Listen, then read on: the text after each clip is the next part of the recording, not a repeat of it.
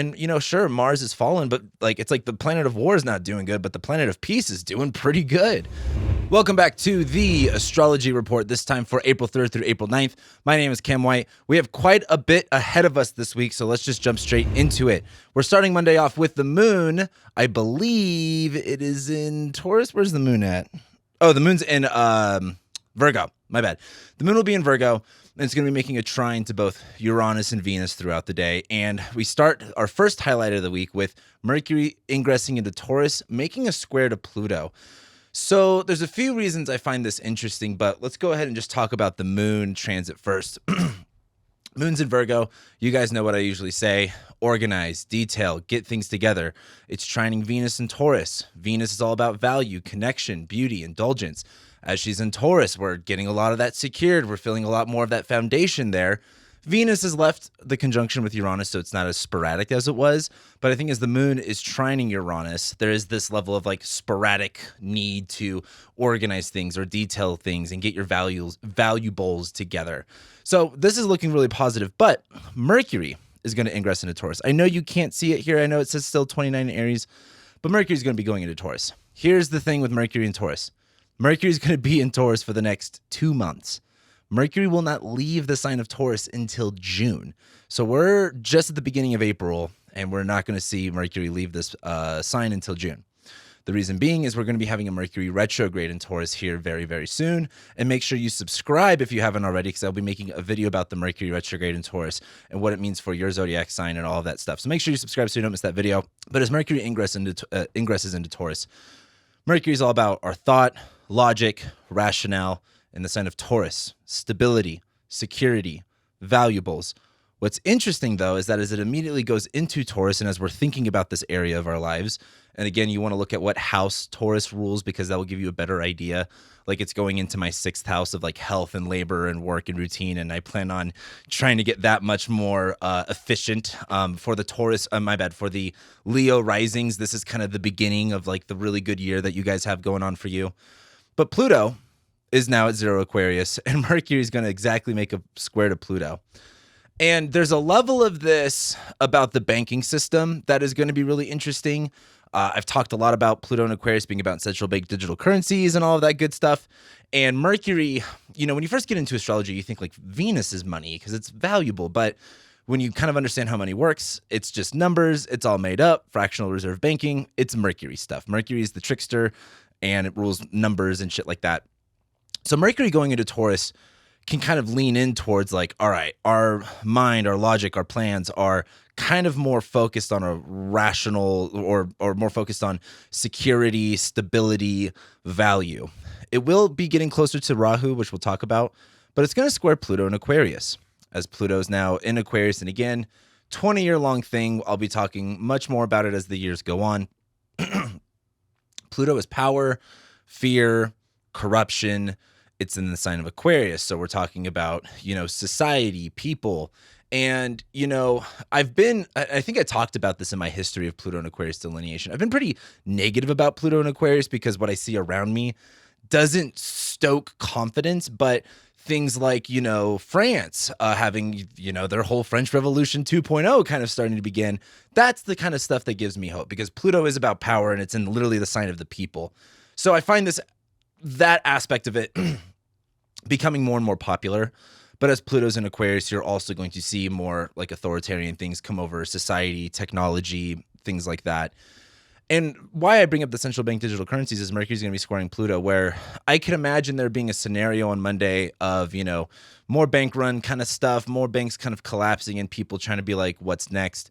We have the Fed Now system coming in. And I talked about that, I feel like, last year. But I want to bring this into like a personal, perspective. What is fear driven in your life? With Pluto going into Aquarius, there's a fear and a power energy being pushed into a new part of your life, a new area of your life. And how much of that dictates what you need to be doing?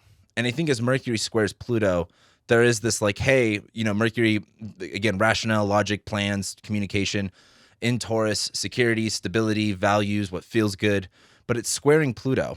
Something about the fear and the power of like what everybody else thinks, or how like the control of society is, or the hive mind of society is, might clash. Like, while you might think something is more valuable, that might, go against the odds of what other people might think. And so there might be this tension there. And so I bring this all up just to say there's going to be some tension with your plans and the way that you think related to power and fear. Of course, you want to look at this with your birth chart, and I would argue that a lot of the Pluto in Aquarius is like, fear of other people, power over other people, fear of, the hive mind, fear of technology, all of this Aquarius stuff. But I look at Mercury ingress into Taurus making a square to Pluto is like, something is going to bother you, like something about the plans that you're making and something about the way that you're trying to organize things is at resistance with powers that be and your own personal fear. But I would ask you to allow this kind of thing to empower you. Like, Pluto's a two-way street. You can either, be afraid, or you can say, fuck that fear, and I'm going to do it anyway. I'm going to, take this opportunity to feel even more empowered to do what it is that I want to do. So that's going to be an interesting thing for Monday, especially as the moon's in Virgo, trining Venus, like a lot of organization around, values, stability, security, all looks really interesting.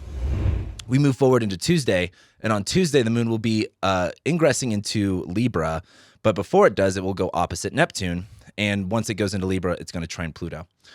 So all of these kind of new transits that we get to Pluto are going to be really interesting as we see more and more what goes on, because what's fun about astrology is it's very... investigative isn't really the word that I want to use, but we get the opportunity to see what Pluto in Aquarius will be. I made a video about the history of Pluto in Aquarius for a reason. It's so we can get a basic idea of what it looks like, and then we can do our best to project it out to the future of what it might have in store for us now. And so all of these small little transits that we get to Pluto kind of help us unlock a little bit of that story. So on Tuesday, the moon's going to be going opposite Neptune. And this is one of those things, like, for example, if you're afraid of the banks failing, or if you're afraid of, you losing your job, or whatever it is, no amount of organization is going to give you the clear way out. Something I love about Saturn and Pisces is, like, in this society, we are so trusted upon authorities, upon science, and upon fact and logic, and there's just zero faith. Like, it doesn't matter, like, I don't care if you're, atheism's kind of a different story with this, but, like, it doesn't matter what religion you are, like, how faithful are you? And I've talked a lot about Saturn and Pisces being about, like, discipline in our faith, being more trusting of our faith, being responsible of those things. And I look at this moon in Virgo opposite Neptune transit as, like, you can cross all your T's and dot all your I's. It's not, you still don't know what the future holds. Like, that's what's even fun about astrology is, like, I can tell you when certain things are going to go on, but I can't, like, for example, in my consultations, you guys should check out the reviews on my consultations. I do a really good job. I would argue 60 on the low end to 80% on the high end. I'm able to predict the exact event on the exact day. And I'm not tooting my own horn here. This is just feedback from my clients. But I can tell you 90% to 100% of the time what day a certain event is going to occur. And that's kind of the fun part about astrology is I can kind of give you the themes and what themes are available of something that's going to happen. And, within an hour session, I only know so much about you. I only know so much about the context of the situation and what can happen. And so it might be hard to pinpoint the exact event it'll happen, but we'll know the day. We'll know the day that it happens. And that's the fun part about astrology. But even with that, we have a tool that allows us to see into the future, but there's still the unknown. And this moon in Virgo opposite Neptune is just this whole... it doesn't matter how much you organize, it doesn't matter how much you plan. Like, for example, I talked about this like 2 years ago in 2021. I don't like labels, period, but like I was raised by people that installed a good value in me that was, being prepared for any kind of situation. Like my dad, I've talked a lot about him. He was a firefighter. He always had a medic bag on him. And one time when he was taking me to a racetrack, because I used to race motocross, we were out in Lambs Canyon. If you know Beaumont and the IE, we were driving through Lambs Canyon and he saw someone fall off this cliff, like into the canyon. I didn't even see it, but he pulled over, had a medic bag, and pretty much saved his life right then and there. And so it's always a good thing to be prepared. But why I bring this up is, what are you preparing for? And for example, if you're kind of a prepper type of person, you have to know what you're prepping for. You have to know what that is. And if you don't know what that is, which we don't, you kind of have to prepare for something that can be all encompassing or a little bit that you can do, right?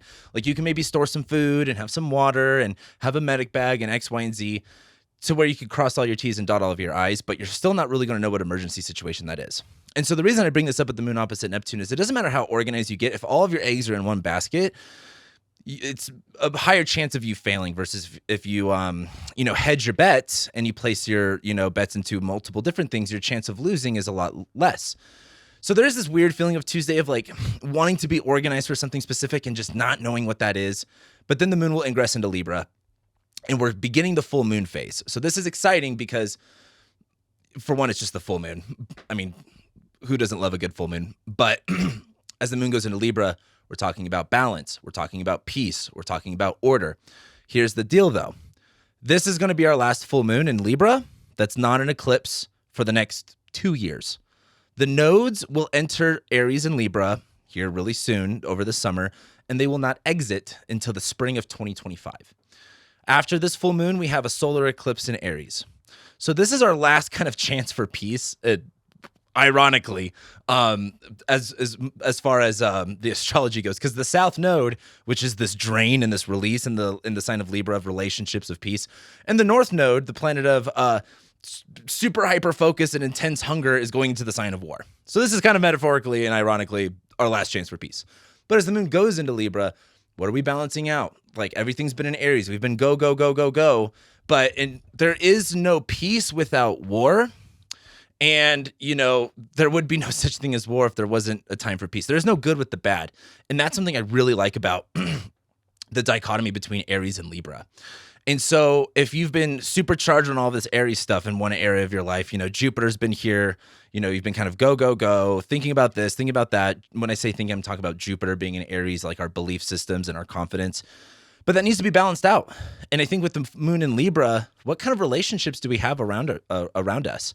With this all being in Aries and it's very easy to bring it all on yourself, who do you have around you that can assist you with that? And I really like the moon going into Libra doing that.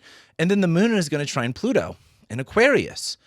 And, I was just listening to a conversation with some podcasters that I really liked, and they were talking about, and it's super funny. These people aren't related to any kind of guns or anything like that. They actually talk about something completely different, but they were talking about how because of violence in the streets, I forgot if they were speaking of a podcast they listened to or friends.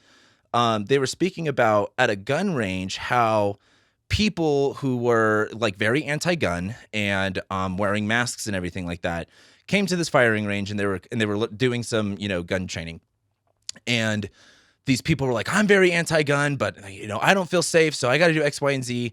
And they were just speaking about how by the end of the day, these people were taking their masks off, and in an area where you would probably imagine, think of a gun range and then think of like masks, anti-gun people, probably not going to fit all that well. And they were talking about how by the end of that day, they all were sharing stories with one another. They were creating community. They were talking about things that, people were afraid to talk about. And there's so much like something I'm so sick of in this country is like, and I fall guilty and victim to this all the time, because I'm simply a human being, but it's so easy to just like look at an example of someone and blasphemize their whole or criticize their whole, genre of people. And I always look at people as individuals. Like that's something that's so empowering about astrology. It's like everyone is a literal individual. Like there's no getting around that. And it doesn't matter if you disagree on certain things. We can all come together for the same values, for the same reasons and the same purposes, and talking to strangers, talking to people that we may not necessarily engage with normally. And so I really love that example that they shared, because this moon in Libra trining Pluto is like, there's power in people. Like people don't realize, while we might have our political differences, we might have our, cultural differences.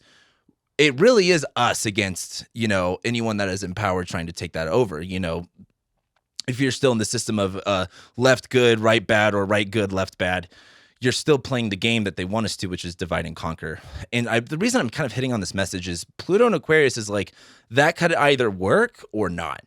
They could divide us and make it super hardcore, or we can do better of, gaining more power with more people on the same team, which is pretty much the small people versus the big people, because as you'll see with Pluto and Aquarius, it is a two-tiered system. There is the top and there is the bottom, and there's more power in that. So I just look at this moon in Libra going into Pluto as like, who are the relationships that you have around you that maybe you don't even expect that can empower you? Like Pluto and Aquarius can be scary about society and, you know, all of that stuff that I already talked about. But I think this is an excellent time to do your best to connect with relationships that can empower and embolden. So let's keep moving forward. On Wednesday, the moon is going to make a square to Mars as it's in Libra. And then Mercury will sextile Saturn. That's one of our highlights that we have this week. And that we will have the full moon in Libra. So this is what's nice. Number one, let's just talk about the moon making a square to Mars. Mars is in the sign of the moon. And look, like today as I'm recording this and the moon has finally entered Leo, like typically I record this first thing in the morning, but I was just really exhausted. I was really upset about a bunch of stuff.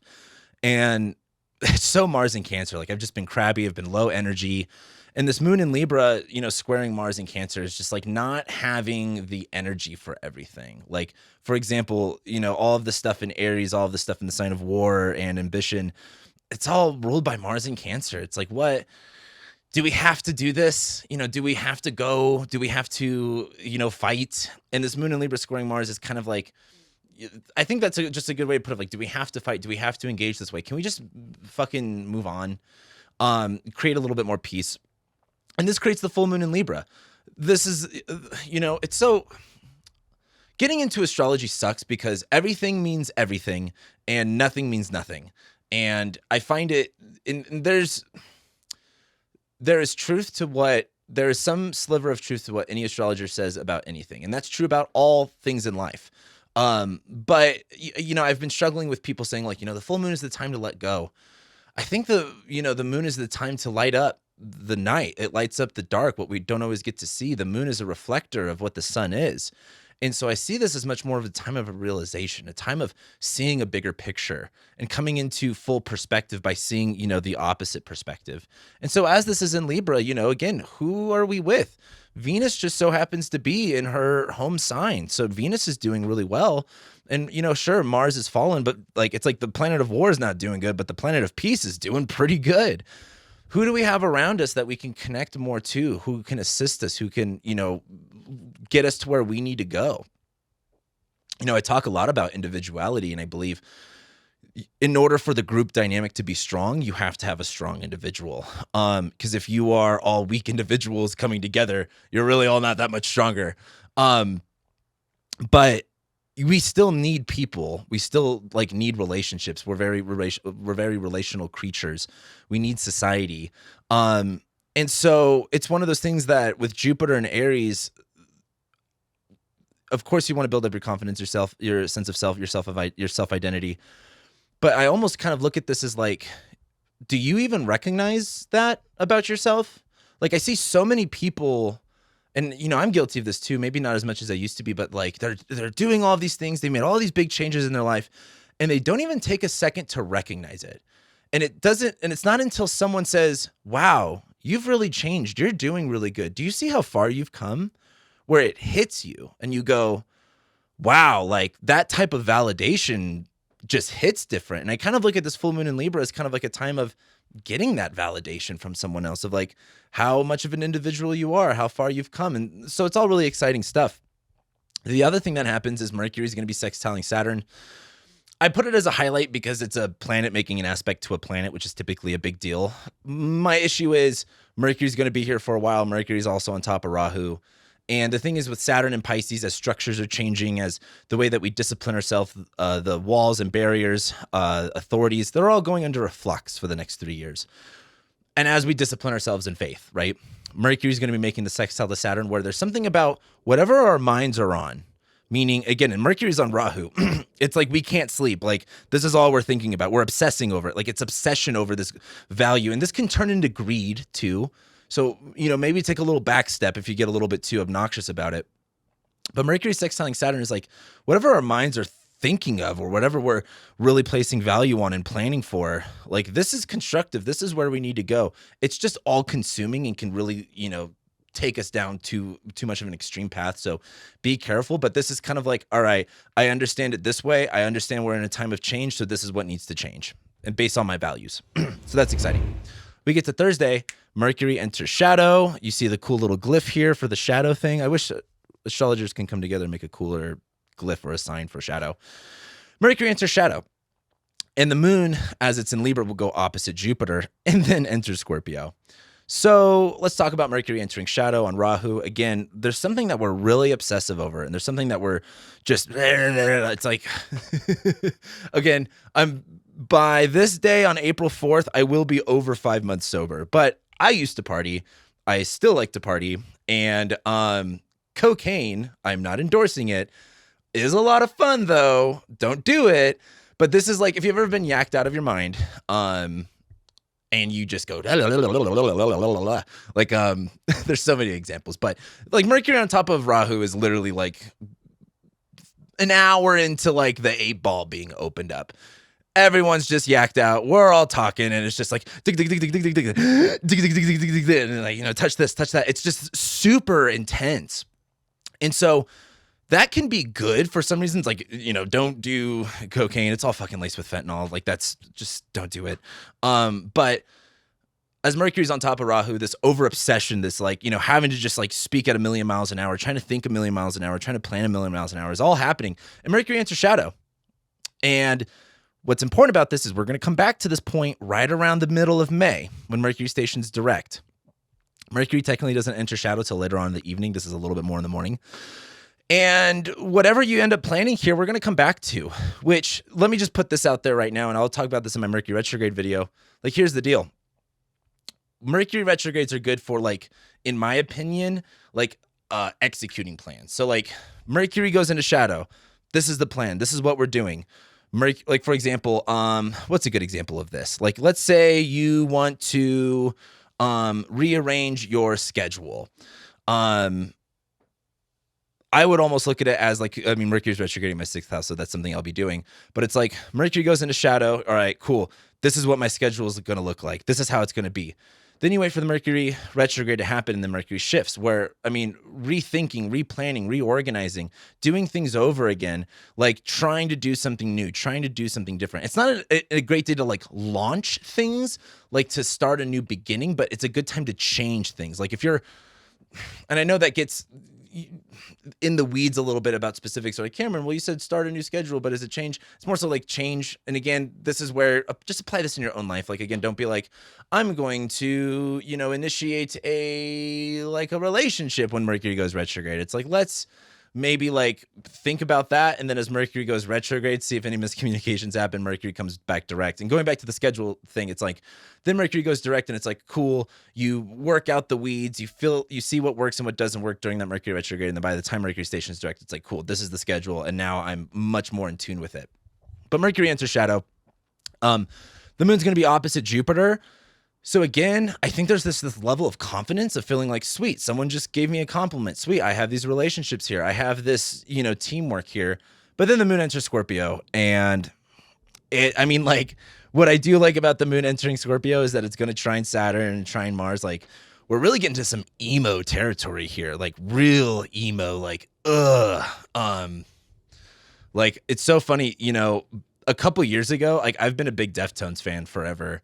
And a couple years ago, like, people were like, what? And now on Instagram all the time, like, everyone listens to Deftones now? Like, what the fuck? That's so surprising to me. And everyone listens to, like, all of these 90s bands now. And also everyone listens to Slipknot, which was like, what the fuck? I used to get made fun of for, like, listening to Slipknot. Now it's cool. But the moon going into Scorpio, making this trine is like the emos all get together, and we're all cutting our... I'm actually going to pause before I say that, before I get, like... demonetized. But the moon going to Scorpio, our pains, our heart, our soul, it hurts, it crumbles. And it's on the south node, but there's something about Mars being in Cancer and Saturn being in Pisces, trining as like, it's kind of like a safe place. This is why I kind of bring up like the emo stuff, is like, you know, when you're with your, you know, let's say like I was raised in a very evangelical Christian household, and I was very like, I didn't dress scene, I dressed more bro, but I was definitely friends with all the goths and emos. And it's something about like feeling safer there, where everyone's like kind of on the same page. Like, yeah, dude, life sucks. Like, man, the government and shit like that.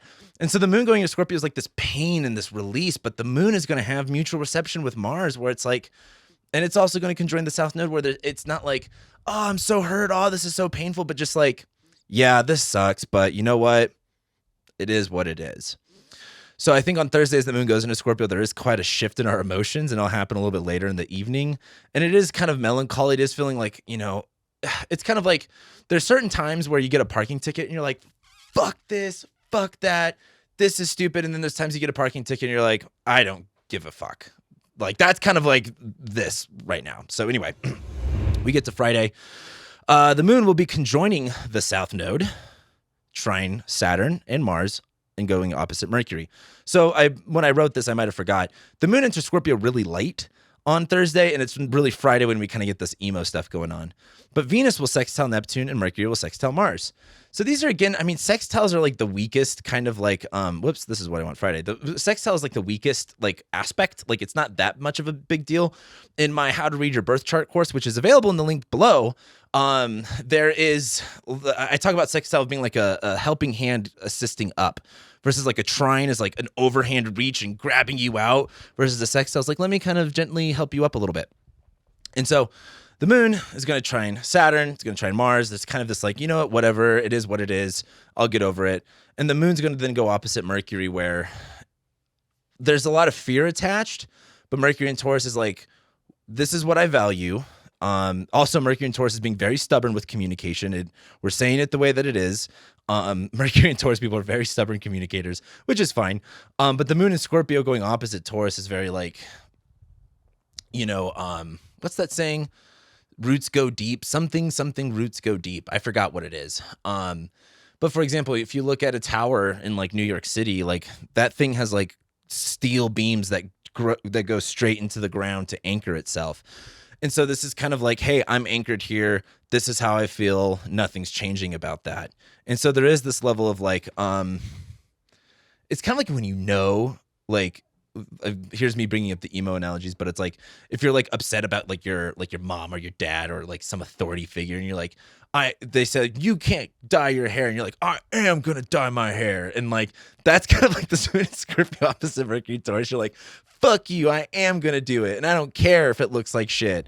That's kind of like this, like it's like this resistance, this emotional like energy behind resistance, and it's like, you know what? Because I'm now more angry and upset, I'm gonna keep to my plans because you can't tell me what to do. So that's Friday. Actually, I should talk about Venus sextiling Neptune. Love Venus sextiling Neptune. Very awesome this is a very awesome transit for the creative people out there making art and shit like that. Like real deep feelings, getting down to the root of it. Venus sextiling Neptune, getting that vision clear and everything like that. And Mercury here is going to be sextiling Mars. So we're actually going to get 3 Mercury-Mars sextiles while it's retrograding in Taurus. And what's nice about this is like, Mars is in Cancer. It's really weak. We're not feeling that ambitious. We're not feeling that good, but it's kind of like we got to do what we have to do anyway. And Mercury sextiling Mars is kind of like, hey, whatever these plans are, or the way that I'm communicating, or whatever my mind's fixated on, is actually kind of helping me get over whatever slump that you're in, or whatever, emotional drain, or whatever you got to end up doing. You know what I mean? It's the little things that get people by. And that's kind of like what this is going on here. So we get to Saturday. The moon will then go opposite Uranus, and then it will go opposite Venus, and then trine Neptune. So Saturday's kind of a weird day. It's not horrible in any perspective, but it's like the moon's going to go opposite Uranus. Hey, look, Mercury's going to be stationing retrograde in Uranus. Not every plan's going to go according to the way that you want it to. Like, expect disruptions. Expect things to not, for example, if you dye your hair, even though your mom told you not to, if you don't know anything about bleaching your hair and you're like, I just bleached my hair and now my hair is fried. It's like, yeah, no fucking shit. But you didn't know that because you didn't know what you were doing because you were just emotionally reacting. Like, that's kind of like this moon opposite Uranus is like, don't emotionally react and do something. And if you do, just know something might surprise you and it might trigger you. Oh my God, triggered. So don't worry about it. But then the moon's going to go opposite Venus. Maybe you look good as a blonde. That's kind of like how I see this. It's like, oh no, I just bleached my hair and now it's like trash forever. But then maybe you're like, I kind of like being a blonde and maybe I do like the bleached hair look. That kind of thing, right?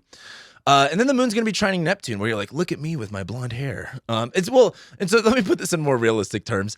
The moon is going to be in Scorpio. We're going to be a little bit like, we're already going to be a little bit on edge and a little bit upset. And it's going to go opposite Uranus, where it's like something happens and we just get so triggered about it and we get so upset. And then as the moon starts to go opposite Venus, where you're like, you know what? Fuck it. It's better this way. I can't think of an example off the top of my head, but like if you're a guy, if you've ever just been like fucking like nothing will get the rage of a man more than a lawnmower and trying to start it. And this is kind of like, you know, trying to start the fucking lawnmower and maybe it doesn't work. And so you just huck that shit. And you're like, you know what? The grass looks good, actually long. You know what? Fuck cutting the grass. It looks fine this way. That's kind of like this. And then the moon's trining Neptune where it's a little bit like, not delusional, but it's kind of like, yeah, like it does look, it's like, what's that word? Not coping, but justifying like how you see things in a more distorted way. So Saturday's kind of weird. It's definitely not like bad. It's just like emotionally turbulent and you're going to be like, oh no, something goes wrong and iffy. And then it's like, all right, well, I actually kind of like it this way. Maybe it's fine. And it's trining Neptune where you're like, I guess this is fine. I'm just going to move on. Then we get to Sunday, the moon moves into Sagittarius. It will sextile Pluto. Notice how I keep bringing up the Pluto aspects. I want to pay, like, especially because Pluto is going to go back into Capricorn in June. We only got a little bit of time of seeing this little Pluto and Aquarius action before it ingresses again at the very beginning of 2024. So during this small little time frame, I want you to pay attention to these, even these minor Pluto transits. But the moon will go into Sagittarius. It's going to sextile Pluto and square Saturn. Ouch. Here's the thing. What I always love the moon in Sagittarius, you know, adventure, freedom, like it's like, again, going back to the Deftones stuff. It's like a Drive Far Away, that song. That is the most moon in Sagittarius song. If you've never driven to Drive Far Away by Deftones through the desert with the windows down going like 100 miles an hour, you have not fed your soul. But anyway, this would not be a great day to do that because the moon's going to square Saturn where it's like, where the fuck are you going? Like, where is there to go? What is there to do? Like, the moon in Sagittarius is always like, there's so much, like, the grass is always greener on the grass is always greener on the other side and things are always better over there. And with Saturn and Pisces, it's like, no, it's not. No, it's not. Like, you've got to make it better where you're at now. That is the hard part of Saturn and Pisces. It is the journey within. Sagittarius is the journey without, not without, but on the outer world. Pisces is the journey on the inner world. And as the moon goes into Sagittarius, you might want this freedom and adventure, but if you're just trying to run away from it all, it's not going to work. You got to do that internally. Make your trip to the grocery store your freedom, right? Do that inner work there. But the moon is going to be sextiling Pluto. So there is this level of kind of like, you know, this is really interesting. Like Aquarius and Sagittarius is so like off grid, in my opinion, like off gridders. Sagittarius and Aquarius, like, yeah, I live out in the woods. You know, I shit in a can and, you know, I built my house with lumber. Like that's what, you know, Sagittarius and Aquarius reminds me of. So there's this level of like, you know, for example, like I've been trying to tell people like Europe's going to get a little dicey over the next few years. If you're an American and you're like, I hate America, I want to move to Europe. This would, like, depending on where you're at, like, there's certain countries that are probably going to be fine, even though the broader economy is going to struggle. This, like, it's just, you know, it's going to sound funny. It's just better here. You don't want to be over there for right now. But you have the people here. And this is what I kind of look as, like, moon squaring Saturn. Like, you're not going to solve your problems running away. You've got to do the work here. So figure out who is on your team and they can help you. That's how I look at this. So that's Sunday. We go into next week. We have Venus ingressing into Gemini. Hold up. Big deal. I want you to think about this. Mars has been in Gemini from August, September, October, November, December, January, February, all of goddamn March. And now that that's done, we get a nice little this is probably going to be the best Venus and Gemini transit ever, besides it squaring Saturn, which we'll talk about. But the planet of fun is about to be in the sign where the planet of fights and aggression and conflicts has been for like over a year, or not over half a year. So this is going to be nice. We get the Jupiter Cazimi. This is the time. The Jupiter Cazimi is like, all right, all of this work that you've built up for, this is where, you know, push comes to shove and it's go time. And then Venus square Saturn. Why this is important is we're going to learn that the stove is hot. This is kind of a good idea of like Venus and Gemini might be like, I'm stimulated this way, I'm stimulated that way, I want to socialize, but it's going to square Saturn where we're going to learn what not to do with Saturn and Pisces as Venus is in Gemini, if that makes sense. So, well, for example, here's a good example of Venus square Saturn is like, you don't want to share, like Venus and Gemini is like, if you get a little bit too drunk and you're really social and talking to people, you don't want to just talk to every single group, because one of those groups might be a Fed or they might be someone that doesn't like people like you. And they're like, why are you talking to me that way? And you go, maybe I shouldn't have spoken to you. But anyway, final thoughts. Interesting week. The snowballs already began. The avalanche is already here, but it's going to be from now until May, where we see, like, again, we have to have this Mercury retrograde. We have to have these eclipses going on. We have to have the Jupiter ingress. But this is all when kind of like one thing goes, it's like, it's kind of like that scene before a movie where like shit has already hit the fan, but now like the heroes are like preparing for the big climax. So anyway, with that being said, thank you guys so much for being here. Like, share, comment, subscribe. I love and appreciate you guys, and I'll be seeing you next week.